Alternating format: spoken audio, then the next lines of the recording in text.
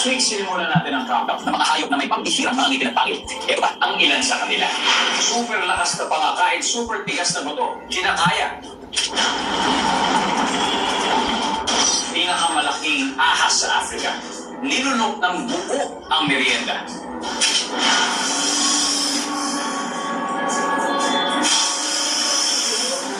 Maliit pero malupit na nilalang, hinamon ang makamandag na alakdan.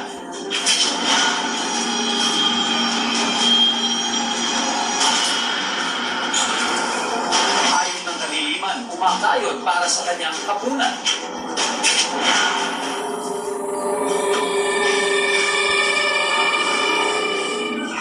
Ahas na nagtutulog-tulugan ng amos ng pananghalian.